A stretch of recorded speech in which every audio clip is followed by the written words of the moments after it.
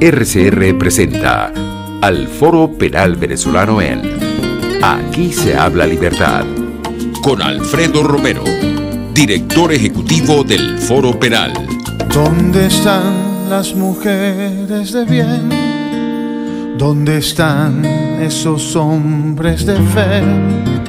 ¿Dónde están nuestros niños de amor que gritan y claman la verdad? ¿Quién para tantas balas del mal? ¿Quién para tanta arbitrariedad? ¿Quién para tanto odio y maldad? ¿Dónde están los soldados de paz? Por la vida doy la vida, por la paz doy amor, por respeto a la vida. Esta canción contra el terror, una canción contra el terror. Hola, muy buenos días. Les habla Gonzalo Imiop Santomé, director vicepresidente del Foro Penal Venezolano, aquí en este espacio que nos concede RCR 750M. Aquí se habla libertad. Bueno, hoy vamos a tocar varios temas muy interesantes en lo que es nuestra materia, los derechos humanos en el país, pero no solamente lo que ha venido pasando en el país, lo que ha venido pasando en Venezuela en relación a la situación de los derechos humanos, sino muy especialmente lo que está pasando a nivel internacional en relación a ese reconocimiento mundial que se vio la semana pasada de qué es lo que está pasando en Venezuela, qué es lo que está pasando en nuestro país. Vamos a analizar dos hechos trascendentales que tuvieron lugar la semana pasada. El primero es la remisión de un grupo de países a la Fiscalía ante el Tribunal Penal Internacional de una solicitud formal de apertura de una investigación por crímenes de lesa humanidad cometidos en Venezuela. Y el segundo es la resolución del Consejo de Derechos Humanos de la ONU en este 39º periodo de sesiones, en la que se dicen cosas muy importantes sobre lo que está pasando en Venezuela y se exhorta al poder en Venezuela a aceptar las realidades que lamentablemente hasta el día de hoy no ha querido aceptar. Sobre estos dos temas vamos a estar conversando. También vamos a hablar un poco de un hecho también trascendental en materia internacional y de derechos humanos que está teniendo lugar, va a tener lugar también esta semana, que son las audiencias de la Comisión Interamericana de Derechos Humanos que se están realizando en esta oportunidad en el estado de Colorado, allá en Estados Unidos de Norteamérica. Allí va a estar el Foro Penal, una representación del Foro Penal venezolano con una representación también de varias otras ONGs que van a estar planteando la situación del país. Vamos a tratar de conversar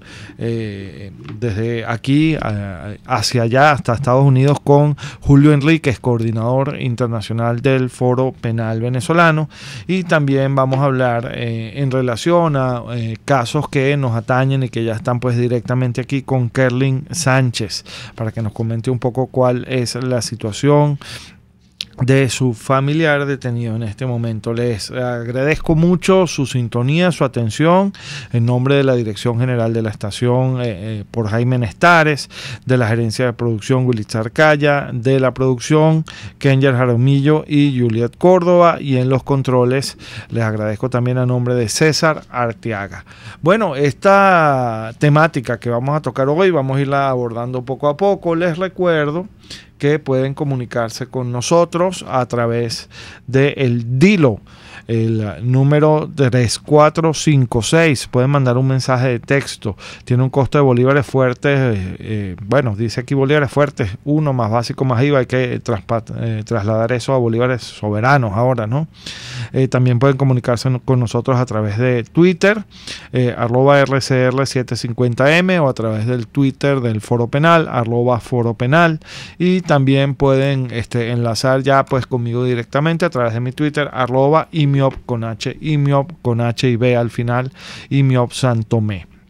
Bueno, antes entonces de comenzar a tocar estos temas, vamos a ver cómo ha evolucionado la represión en esta última semana. Vamos entonces con la máquina de la represión.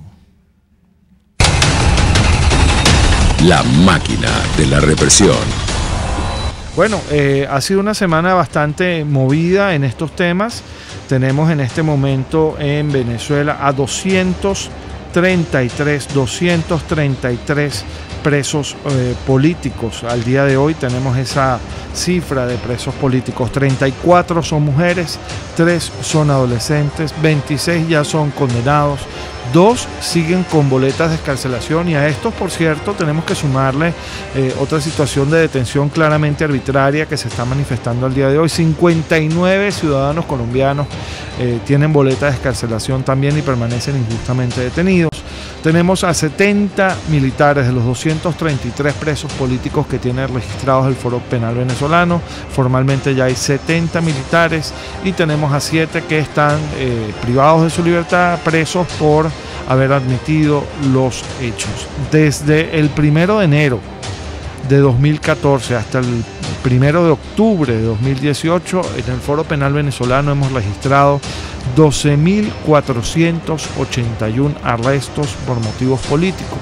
De estos, como ya les dije, 233 siguen presos, son categorizados por el Foro Penal, y así lo recoge la comunidad internacional, como presos políticos. Pero además, y esta es una cifra que nunca se nos puede escapar de su mención, tenemos a 7.336 personas con medidas cautelares, es decir, que siguen enjuiciadas, siguen procesadas, pero están restringidas en su libertad en estos procesos penales que no avanzan. No avanzan, ¿por qué? Porque lamentablemente al poder en Venezuela lo que le interesa es convertir a el proceso penal, que debería ser una herramienta para la búsqueda de la verdad, en un castigo. Es decir, el proceso ya no es proceso, sino es en sí mismo un castigo, una pena. Y por eso es que estos procesos penales, en estos casos políticos, se eternizan, y a la gente pues se la mantiene restringida de manera indefinida en su libertad, sujeta además a diferimientos y dilaciones indebidas, casi que de manera eterna. ¿Para qué? Para convertir a ese proceso no en un instrumento, como les decía, de determinación de la verdad, sino por el contrario, en una situación de sanción en sí misma. Esa es entonces la máquina de la represión al día de hoy. Bueno, dicho esto, conocidos pues los datos y las cifras que manejamos en el Foro Penal al día de hoy, vamos a comenzar a hablar de los temas que ya les anuncié antes, ¿no? Vamos primero con estos dos acontecimientos importantísimos que tuvieron lugar la semana pasada en el contexto de la Asamblea General de la ONU. Muchas personas piensan que estas cosas que pasan a nivel internacional pues no tienen mayor repercusión, pero lo cierto es que no es así. Evidentemente no constituyen estas actitudes, estos actos, estas resoluciones, estos pronunciamientos de la justicia internacional, no constituye una especie de solución mágica que nos permita a los venezolanos recuperar las libertades perdidas de la noche a la mañana. Estas son, como siempre lo decimos en el Foro Penal, carreras de resistencia, no carreras de velocidad.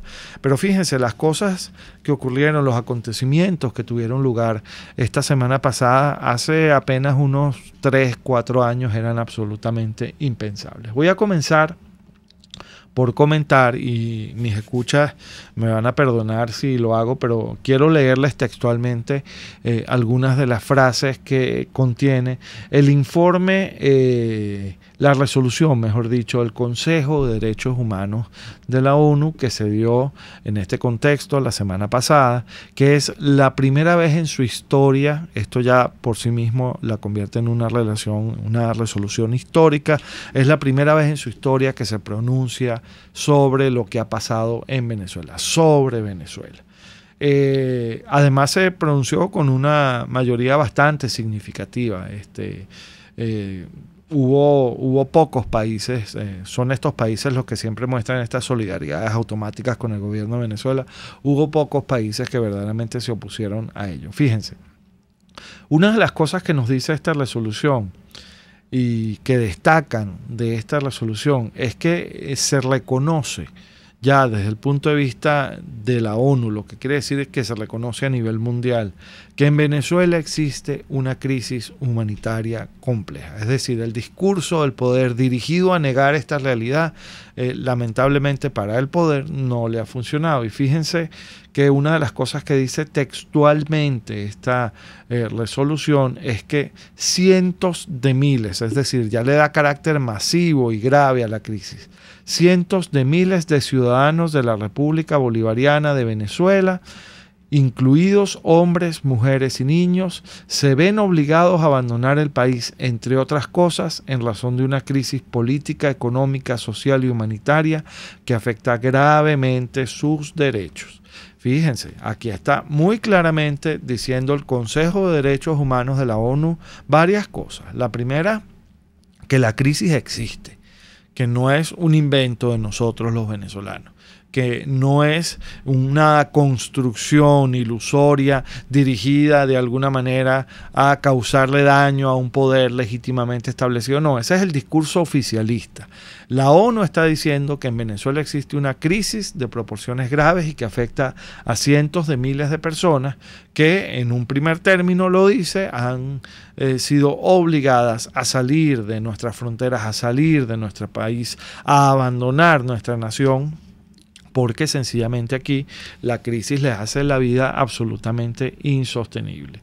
Dice además esta resolución que esa crisis no tiene solo que ver con esta inmensa diáspora de venezolanos que está hoy por hoy recorriendo el mundo entero y particularmente países de la región, sino que tiene que ver con una situación que es política, una situación que es económica y además tiene que ver con lo que es la violación continua, sistemática y flagrante de derechos humanos. Fíjense que el primer punto de esta resolución dice textualmente que el Consejo de Derechos Humanos de la ONU acoge con beneplácito el informe de la Oficina del Alto Comisionado de las Naciones Unidas para los Derechos Humanos, titulado Violaciones de los Derechos Humanos en la República Bolivariana de Venezuela, una espiral descendente que no parece tener fin, y que fue publicado en junio de 2018. Ese informe también lo comentamos aquí en este programa en su momento, y allí se recogen desde asesinatos por motivos políticos y ejecuciones extrajudiciales hasta todas estas formas de persecución por motivos políticos que han involucrado la encarcelación de miles de personas, que han involucrado la tortura de las personas encarceladas por motivos políticos, los tratos crueles, inhumanos y degradantes, etcétera, etcétera, etcétera. Allí se incluye también, por cierto, una parte especial dirigido al reconocimiento. Me refiero al informe del Alto Comisionado de junio de 2018, se incluye, les decía, una parte especial dirigido al reconocimiento de la existencia en Venezuela de una clara política de, por lo menos desde el punto de vista estrictamente técnico, desaparición forzada de personas. Es decir, ese informe es muy contundente, es un informe que además lo vamos a enlazar con otro acontecimiento que tuvo lugar la semana pasada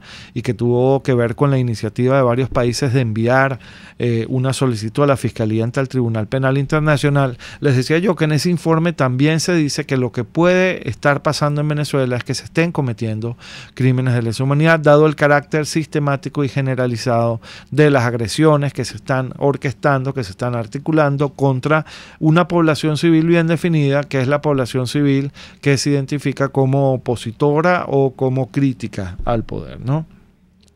También esta resolución del Consejo de Derechos Humanos de la ONU en su segundo aparte dice que expresa su más profunda preocupación por las graves violaciones de los derechos humanos en el contexto de una crisis política, económica, social y humanitaria, como se documenta en el informe antes mencionado. Es decir, se está basando en ese informe del Alto Comisionado para expresar una grave preocupación sobre lo que está pasando en Venezuela. Y fíjense que ya estos últimos puntos de esta resolución del Consejo de Derechos Humanos de la ONU ponen un poco los puntos sobre las IES. Lo primero es que exhorta al gobierno de la República Bolivariana de Venezuela a que acepte la asistencia humanitaria, esa a la que tanto se ha negado el gobierno, a fin de hacer frente a la escasez de medicamentos, alimentos y suministros médicos, a fin de hacer frente también al aumento de la malnutrición, especialmente entre los niños, y el brote de enfermedades que habían quedado erradicadas o bajo control en América del Sur. Es decir, lo primero que le dice el Consejo de Derechos Humanos al gobierno de Venezuela es: acepte la ayuda humanitaria que se le está ofreciendo. Eso no es injerencismo, eso no es intervenir en la política interna de otro estado, es sencillamente una medida de humanidad. No se puede excusar, no se puede ocultar una crisis de esta magnitud sobre la base de un argumento político. Eso no se puede hacer, y eso es una de las primeras cosas que exhorta este Consejo de Derechos Humanos a que acepte y a que tome las acciones el gobierno de la República Bolivariana de Venezuela. Vamos a seguir comentando estos temas, pero ya me están haciendo señas, tenemos que irnos a un breve corte. Ya regresamos con el Foro Penal Venezolano en Aquí se habla libertad. Usted escucha al Foro Penal Venezolano en Aquí se habla libertad, solo por rcr.tv, la radio que se ve.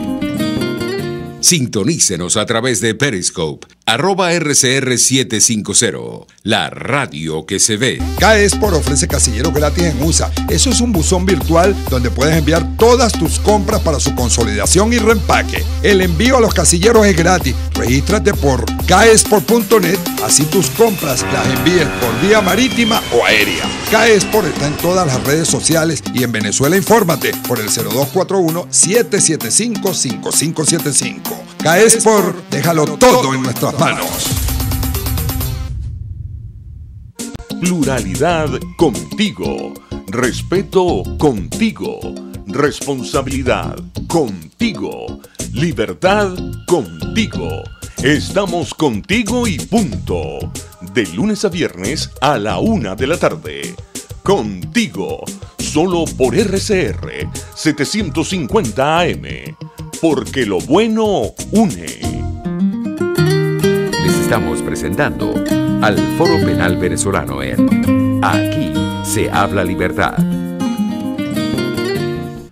Bueno, aquí estamos de nuevo. Les habla Gonzalo Imiob-Santomé, director vicepresidente del Foro Penal. Hoy estoy aquí sustituyendo a mi amigo Alfredo Romero. Está trabajando también Alfredo en este momento en los temas que tienen que ver con esta presentación que va a hacer el Foro Penal allá en Colorado en las audiencias de la Comisión Interamericana de Derechos Humanos. Me dicen que ya tenemos a Kerlin Sánchez en línea. Antes de ir con ella, quiero sencillamente reseñar los otros dos puntos importantes, las otras dos conclusiones importantes de esta resolución que surge del Consejo de Derechos Humanos de la ONU. La primera es que se exhorta al gobierno, como ya les decía, a aceptar la ayuda humanitaria. La segunda es que insta al gobierno a cooperar con la Oficina del Alto Comisionado y los mecanismos del Consejo de Derechos Humanos. Es decir, le pide al gobierno de Venezuela que deje de tratar de tapar el sol con un dedo y permita la visita de los expertos de la ONU en materia de derechos humanos para que constaten si lo que se está diciendo sobre Venezuela en materia de violaciones a los derechos humanos es cierto o no. Esto, por cierto, motivó de entrada y muy rápidamente, para aquellos que son pesimistas inveterados, una reacción de la nueva alta comisionada para los derechos humanos de la ONU, que es Michelle Bachelet, expresidente de Chile, que le exigió al gobierno de Venezuela, fíjense que ahora está en un rol distinto del de presidente y tiene una posición diferente de la que tenía cuando fungía como presidente de Chile, le exigió entonces al gobierno de Venezuela que dejara entrar a los expertos de la ONU a Venezuela para que constataran si lo que está pasando acá, lo que se dice de lo que está pasando acá en materia de violación a los derechos humanos es cierto o no. Aquí, bueno, el gobierno está entrampado, porque si dice que no, se pone en evidencia, y si dice que sí, estos expertos van a corroborar la verdad de lo que tanto se ha denunciado a lo largo de todos estos años.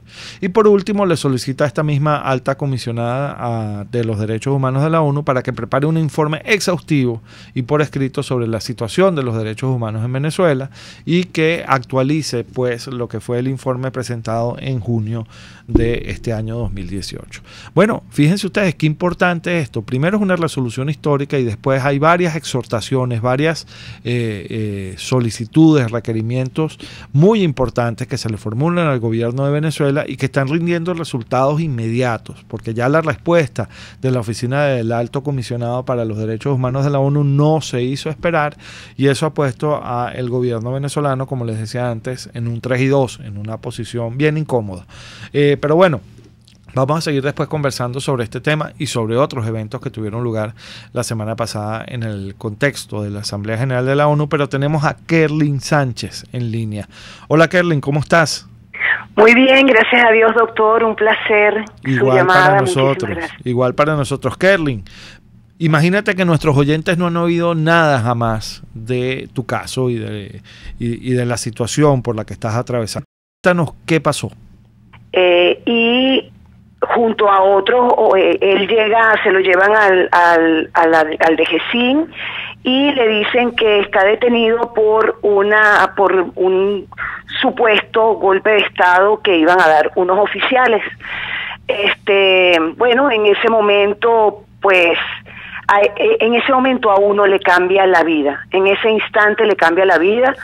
A mi esposo lo dijeron que estaba metido en una causa que ellos llamaron Movimiento Jericó, o también Golpe Azul. Mi esposo es teniente coronel de la Fuerza Aérea venezolana, y bueno, allí comenzó una situación muy difícil de violaciones de derechos humanos, del debido proceso. Eso comenzó el 15 de mayo. Mi esposo fue llevado a juicio junto a sus 9 compañeros de causa, y fue sentenciado a 7 años y 3 meses de prisión, sin una prueba, sin una foto, sin un audio, sin un video, sin ninguna un objeto probatorio, un mapa, un arma, nada, solamente el testimonio de 3 personas, 3 oficiales que dijeron que ellos se estaban reuniendo, y eso fue suficiente para acabar con los sueños y con los planes que uno podía tener como familia en ese momento, y nos cambió la vida. No solamente eso, sino que lo sentenciaron y lo llevaron a la ciudad de Maturín, a la cárcel de La Pica, en el estado Monagas, y nosotros vivimos en la ciudad de Maracay, y mis hijos en ese momento, menores de edad, pues quedaron sin su papá cerca, y eso ha sido muy, muy duro, muy difícil, porque es una violación de los derechos humanos, de los derechos fundamentales, a una defensa justa, a un juicio justo, y bueno, y ahí vamos poco a poco haciendo legalmente todo lo que se pueda, y por supuesto cada vez que también hemos podido pues alzar la voz en donde se nos ha presentado. Inclusive pues yo he ido a Washington ante la comisión que también por invitación de la OEA y con el apoyo del Foro Penal, llegué a la comisión que ellos instalaron para sustentar el expediente de violaciones de derechos humanos ante la Corte Penal Internacional de La Haya, y allá también fui a denunciar y a alzar mi voz ante tanto dolor, ante tanta situación injusta a la que hemos sido sometidos. Sí, mira, Kerlin, no le dijiste a nuestros oyentes cuál era el nombre de tu esposo.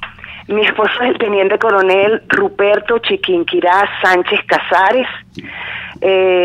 preso en la cárcel de La Pica, y desde hace 4 años, 4 meses y 17 días está preso. Fíjate que esto que tú comentabas, Kerlin, de las violaciones graves al derecho a la defensa, yo recuerdo que en ese expediente, si no me falla la memoria, corrígeme tú si me equivoco, como bien tú lo decías, ahí lo único que había era el testimonio de unas personas que decían que ellos se estaban reuniendo, pero ni siquiera decían para qué se estaban reuniendo, ni qué estaban diciendo en esas reuniones, o sea, ni siquiera había un atisbo, un mínimo indicio de que esas reuniones tuvieran ni siquiera un carácter crítico al poder, porque ni siquiera aparece eso. Solamente aparece el testimonio de unas personas que dicen, bueno, estos señores se estaban reuniendo. Más nada, es así, ¿verdad?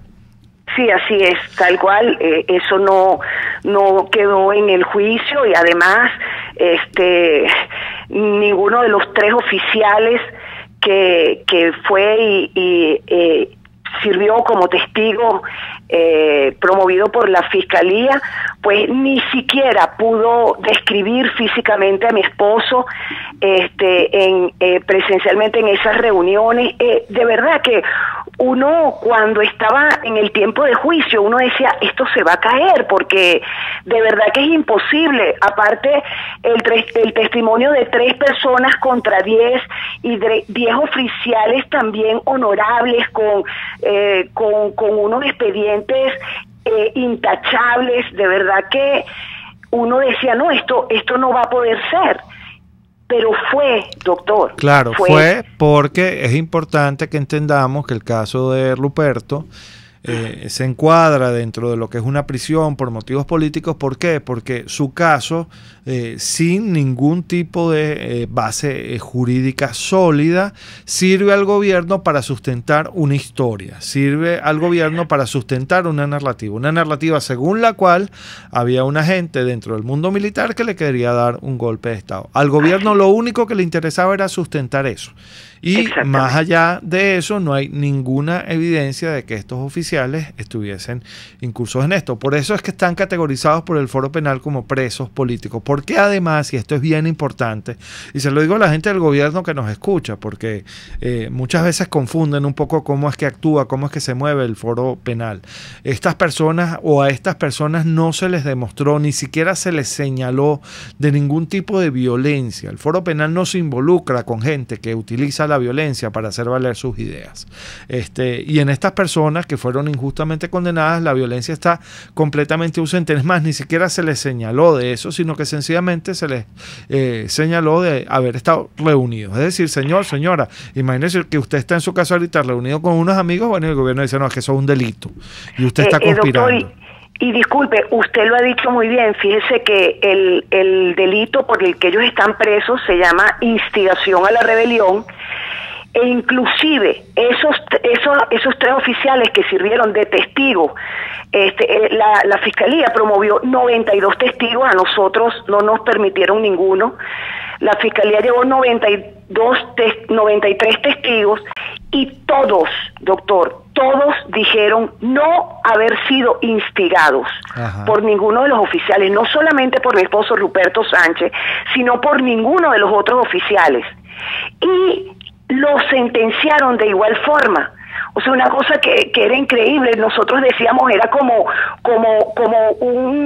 estar preso por asesinato, pero sin haber matado a nadie. O sea, era una cosa que no tenía ni pie ni cabeza. Es así. Y bueno, y así son muchos de los juicios que nos ha tocado a nosotros desde el Foro Penal atender. Bueno, Kerlin, muchas gracias. Tenemos que ir a un corte ahorita. Vamos a seguir comentando algunos de estos casos, y vamos también a seguir un poco hablando sobre lo que pasó la semana pasada en la ONU y lo que está pasando esta semana en la Comisión Interamericana de Derechos Humanos. Ya regresamos con Aquí se habla libertad. Usted escucha al Foro Penal Venezolano en Aquí se habla libertad. Solo por rcr.tv, la radio que se ve. Puedes seguirnos en nuestras redes sociales. En Twitter, @RCR750, la radio que se ve. Informe RCR presenta titulares. Américo de Gracia, diputado a la Asamblea Nacional por el Estado Bolívar, aseguró que las protestas que están realizando hoy por segundo día consecutivo los trabajadores de las empresas básicas para exigir un mejor salario reflejan lo que está pasando en todo el país en la materia. Vuelve a ser una referencia en el campo sindical, hecha por tierra incluso las contrataciones colectivas, las convenciones laborales, los acuerdos, la meritocracia que de alguna manera se ha conquistado. No puede ser igual un trabajador que entra hoy a trabajar, o sea, no puede tener el mismo derecho, ni la misma experiencia, ni la misma tabla rasa que un trabajador que ha dejado su vida en los hornos a 700 grados de temperatura para poder lograr experiencia, para poder lograr conocimiento, para poder lograr también algún tipo de beneficio y de estabilidad laboral. Esto es un atentado, por supuesto, a la meritocracia, es un atentado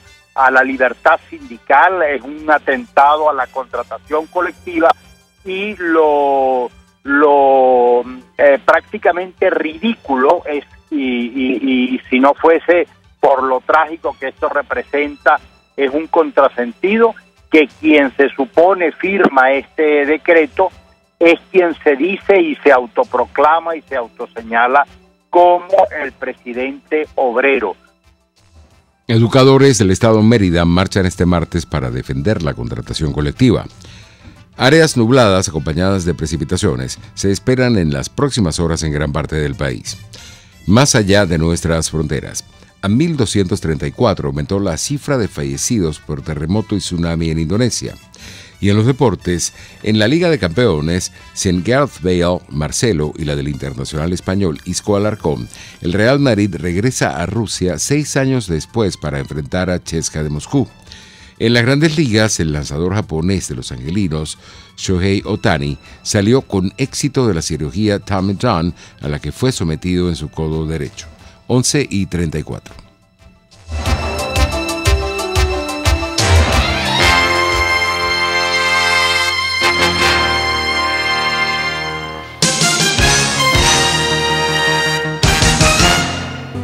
¿Quieres conocer de dónde provienen las repeticiones de experiencias en tu vida? Aprender a reconocer las emociones ocultas que te llevan a enfermarte. Francis Blanco, terapeuta especialista en bioneuroemoción, constelaciones familiares y análisis del transgeneracional, te tiene las respuestas a todas estas interrogantes. Contáctala en Instagram por @elhilodefrancis o en su correo electrónico elhilodefrancis@gmail o al 0424-111-1942.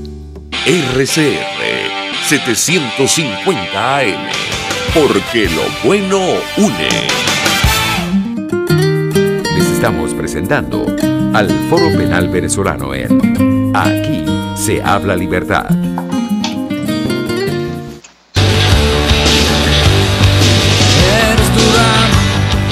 Como un tío misma, el llanto termina en aguacero. Parada en la acera, de repente desesperas, porque todas las ventanas miran para afuera. Resiste, no te dejes maltratar. Resiste, eso tiene que acabar.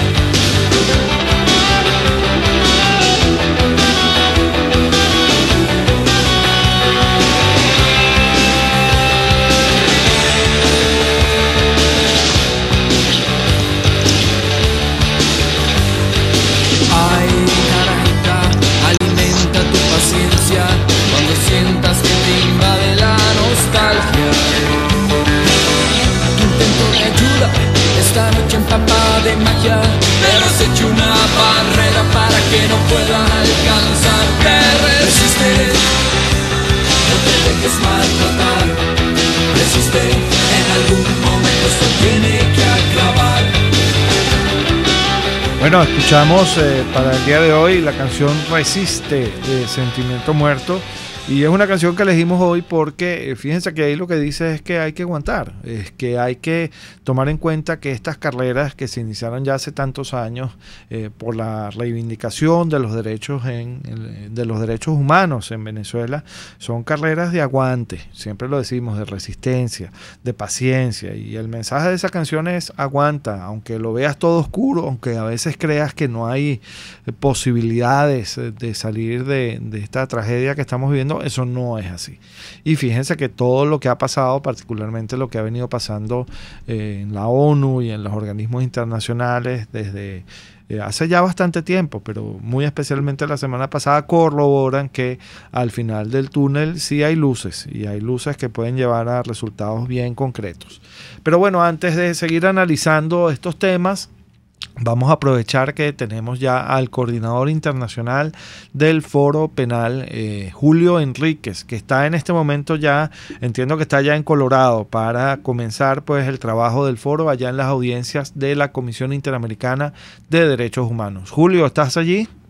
Acá estoy, ¿cómo estás, Gonzalo? Hola Julio, un placer estar contigo. Cuéntame, ¿cómo se prepara el equipo del foro para estas audiencias? ¿Qué es lo que vamos a presentar? ¿Qué es lo que se va a discutir allí? Bueno, van a haber 3 audiencias con relación a Venezuela, pero el foro va a estar hablando en particular sobre la audiencia de personas privadas de libertad en el contexto de la crisis política, que va a ser a las 10:15 hora de Colorado, si no me equivoco es a las 11:15 de Venezuela, el jueves.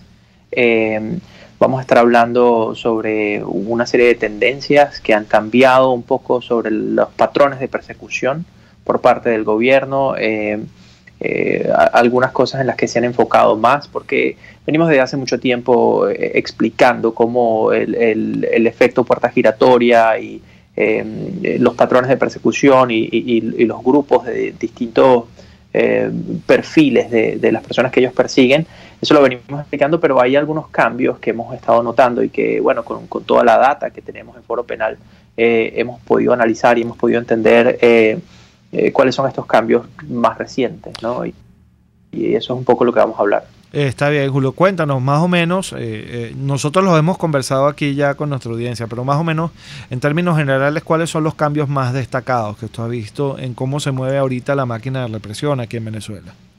Bueno, una cosa bien importante es el aumento de la persecución contra militares. Hemos visto un número importante de militares recientemente detenidos, y también la persecución contra familiares de personas que ellos están persiguiendo. Hemos visto personas que persiguen por distintas situaciones, que no los consiguen y empiezan a buscar a sus familiares. Y hemos visto actos terribles de persecución contra personas que no tienen absolutamente nada que ver con nada que el gobierno le interese, salvo tener un vínculo familiar con alguien que el gobierno quiere agarrar, ¿no?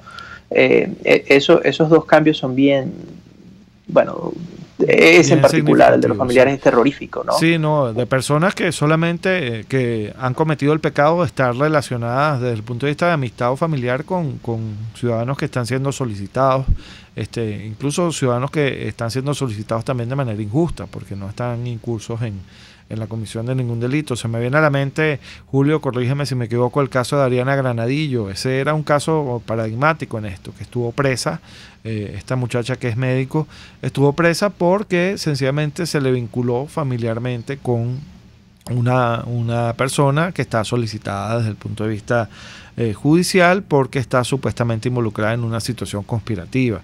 Y como esos hay muchos otros, ¿no? ¿Qué otra situación crees tú que deba destacarse de este cambio de patrón de persecución?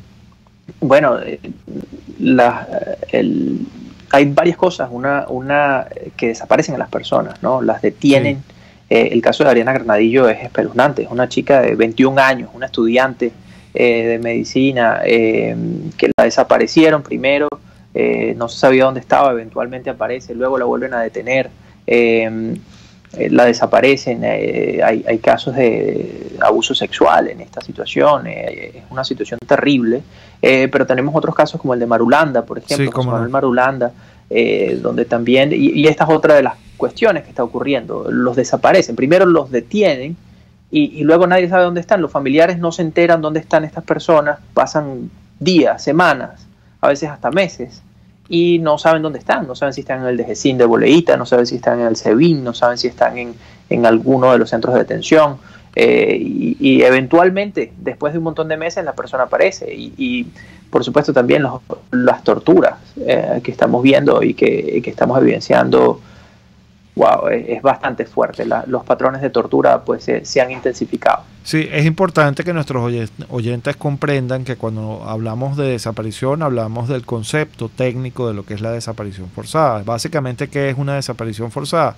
Bueno, que una autoridad o un grupo de personas actuando en nombre de la autoridad retenga, prive de su libertad a otra persona y sencillamente se niega a reconocer la existencia de esa detención o se niega a reconocer que está esa persona bajo su custodia. Eso, así dure unas pocas horas, es desaparición forzada de personas, y así lo ha acreditado incluso la misma ONU, el Consejo de Derechos Humanos y altísimas autoridades en materia de derechos humanos a nivel mundial.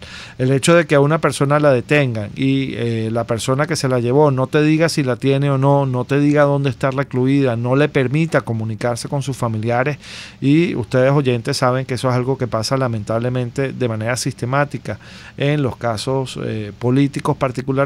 Eso convierte a esa situación en una política clara de desaparición forzada de personas. Además tenemos otro patrón, Julio, que también se repite mucho, que es el de que no se presenta a las personas en los plazos legales y constitucionales para ello. Las personas deben ser presentadas una vez detenidas ante la autoridad judicial en un plazo máximo de 48 horas después de esa detención, pero sin embargo pasa un día, pasan 2 días, pasan 3 días después de superado ese lapso o incluso mucho más, y a las personas pues no se las presenta. Pareciera ser que hay cuerpos de seguridad que sienten que están como por encima de la Constitución y la ley. ¿Algo más que quieras agregar, Julio?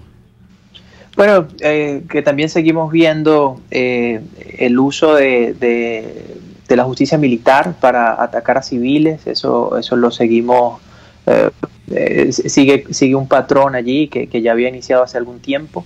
Eso es algo que preocupa, por supuesto, porque genera una indefensión extraordinaria y hace mucho más difícil el trabajo, aparte de que es completamente inconstitucional e ilegal procesar a un civil ante la justicia militar. Y la otra cosa, creo que también otro patrón que sigue continuando es el de que las personas les difieran las audiencias sin ninguna justificación, con la finalidad de mantenerlos allí detenidos por años.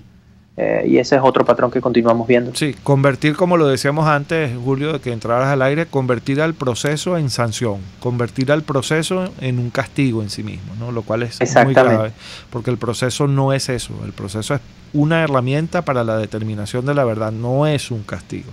Bueno, muchísimas gracias, Julio, espero que les vaya muy bien por allá. Entiendo que estás con Luis Armando Betancourt también, nuestro coordinador del Estado Carabobo por allá, ¿cierto?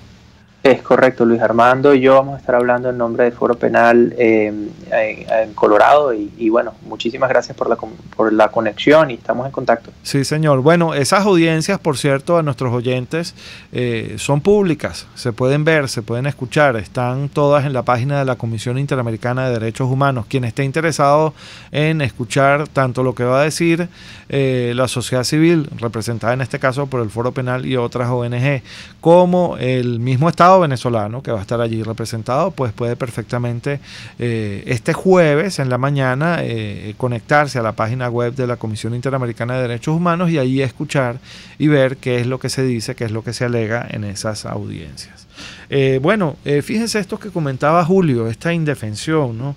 Es un patrón definitivamente, esto de agarrar a las personas, llevárselas, no decirle a nadie dónde se las llevan, luego uno va a preguntar si una persona X o Y está detenida en un sitio y no le responden o sencillamente le dicen que no. Esto es una constante, esto no debería ser. La Constitución dice claramente, artículo 49, que la defensa es un derecho inviolable desde el mismo momento en el que una persona es señalada de haber sido supuestamente parte de un crimen, de haber cometido o de haber ayudado a cometer un crimen. En el momento mismo en el que comienza una investigación y una persona es señalada como presunto responsable de unos hechos, esa persona tiene derecho a comunicarse con sus abogados, a comunicarse con sus familiares y a tener una defensa que materialmente y efectivamente pueda ejercer su trabajo, hacer su trabajo. Fíjense, por ejemplo, lo que está pasando ahora en el caso del coronel Pedro Javier Zambrano. Javier Zambrano está detenido en este momento.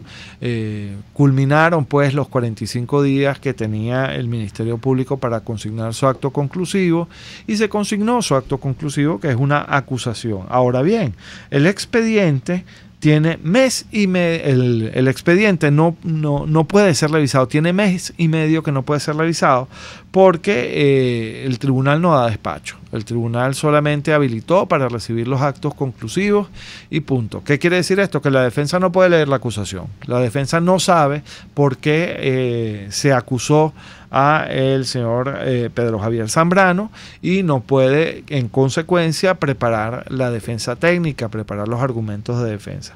Esto es inadmisible, esto no debería pasar. Tenemos que ir a un corte y ya regresamos, bueno, para hacer el cierre y comentar también un poco lo que hicieron estos países con esta remisión de una solicitud ante la Fiscalía, ante el Tribunal Penal Internacional. Ya volvemos con Aquí se habla libertad. Usted escucha al Foro Penal Venezolano en Aquí se habla libertad, solo por rcr.tv, la radio que se ve.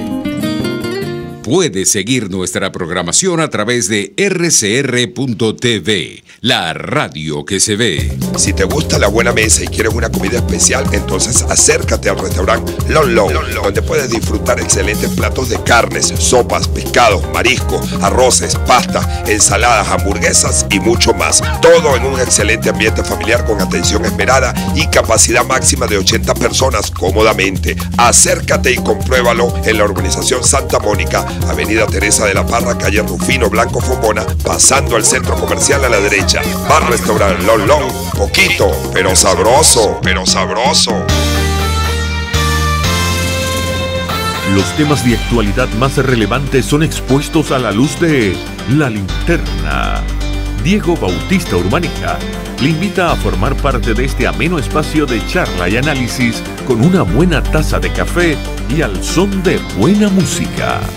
La Linterna, de lunes a viernes, a partir de las 2 de la tarde, por RCR 750 AM. Hola, soy Blanca Rosa Mármol de León, magistrada emérita del Tribunal Supremo de Justicia. Les invito a sintonizarnos junto a Thais Peñalver los martes de justicia al mediodía en Buen Provecho. Conéctese con nosotros en señal abierta o por rcr.tv, la radio que se ve. Y síganos en Twitter, @rcr750, @prensa_rcr. Y buen provecho. Les estamos presentando al Foro Penal Venezolano en Aquí se habla libertad. Bueno, estamos de regreso ya en esta última parte del programa. Quiero comentarles un poco esto que adelantábamos sobre esta solicitud que formularon originalmente 6 países, todos ellos del Estatuto de Roma de la Corte Penal Internacional, directamente a Fatou Bensouda, que es la fiscal ante el Tribunal Penal Internacional, para que, de conformidad con el artículo 14 del Estatuto de Roma, investigue, abra formalmente una investigación sobre crímenes de lesa humanidad cometidos presuntamente en Venezuela. Estos países fueron originalmente Argentina, Colombia, Chile, Paraguay, Perú y Canadá. Después se les sumó Francia. Ahora, ¿qué implica esto? Fíjense, ¿cuál era la situación antes de que estos países hicieran esta solicitud? Bueno, había ya un examen preliminar. La fiscal, ante el Tribunal Penal Internacional, había recibido una serie de informaciones, de denuncias. Se le habían entregado toda una serie de documentos que demostraban que había la posibilidad de que en Venezuela se estuviesen cometiendo crímenes de lesa humanidad. La primera parte de la actuación de la Fiscalía es esta, la del examen preliminar.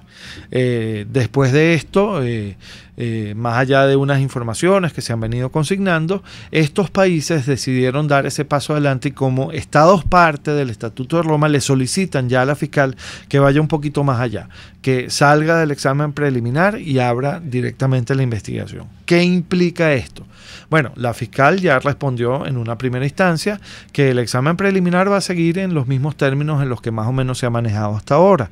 Sin embargo, ahora hay un cambio, ahorita hay una diferencia importante, que es que antes de que estos estados le solicitaran la intervención a la fiscalía, ella podía sencillamente decidir que no iba a continuar adelante con el examen preliminar y hasta ahí llegaba todo. Ahora su eventual negativa, si es que se da, está sujeta al control de la Corte Penal Internacional, particularmente de la Sala de Cuestiones Preliminares de la Corte Penal Internacional. Lo que quiere decir que ella ya no tiene la última palabra, es decir, la fiscal ya no tiene en definitiva la última palabra, porque si ella decide, por ejemplo, desechar, vamos a decirlo así en términos muy llanos, el caso, estos países que han actuado podrían perfectamente acudir ante la Corte a decirle a la Corte que no están de acuerdo y la Corte podría ordenarle a la fiscal que abriese la investigación formal.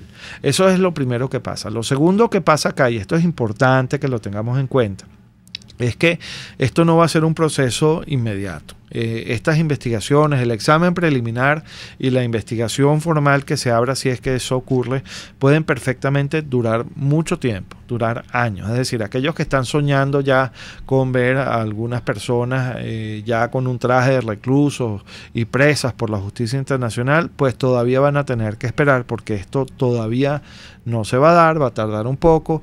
Ha habido situaciones como por ejemplo en Colombia en las que estos exámenes preliminares han durado más de 15 años, por ejemplo, y hay que tener un poco de paciencia. Sin embargo, sí hay un efecto inmediato que yo creo que lo vamos a palpar claramente en los próximos días, y es que tenemos que recordar que en la justicia penal internacional no se juzga a los estados, se juzga a las personas. No es verdad que la apertura de una investigación en esta instancia en el Tribunal Penal Internacional sea contra Venezuela. No es contra Venezuela, es contra personas en específico que hayan cometido crímenes, competencia de la Corte. ¿Qué quiere decir esto? Que si yo fuera una de estas personas y me viera bajo esa lupa, a esa lupa de investigación de una justicia universal que no prescribe y que además es universal, como bien lo dice su nombre, pues yo me cuidaría mucho de seguir cometiendo esos crímenes. Yo más bien me lo pensaría dos veces, porque esas 4 paredes en las que yo escondía mi fechoría, pues ya se han derrumbado y ahorita están a la vista de todo el mundo. Cualquier nuevo crimen, cualquier nuevo acto que se cometa, pues va a ser debidamente registrado y va a quedar expuesto al mundo entero. Y en esto, y es una advertencia que siempre hay que hacer, no se habla solamente de los superiores, no se habla solamente de los que dan las órdenes, se habla también muy especialmente de los que ejecutan esas órdenes de cometer crímenes de lesa humanidad, que tampoco van a tener luego piedra bajo la cual esconderse. Así que bueno, tenemos que ya concluir por el día de hoy. Ha sido, como ustedes han visto, una semana bien movida, particularmente en la esfera internacional. Va a seguirlo siendo esta semana con el tema de la Comisión Interamericana de Derechos Humanos, pero por ahora nos tenemos que despedir hasta la semana que viene. Desde la Dirección General de la Estación, Jaime Nestares; desde la Gerencia de Producción, Willy Zarcaya; en la producción, Kenyer Jaramillo y Juliet Córdoba; en los controles, César Arteaga; y se despide de ustedes, vicepresidente del Foro Penal Venezolano, Gonzalo Imiop Santomé. Nos vemos la semana que viene. RCR presentó al Foro Penal Venezolano en Aquí se habla libertad. RCR 750 AM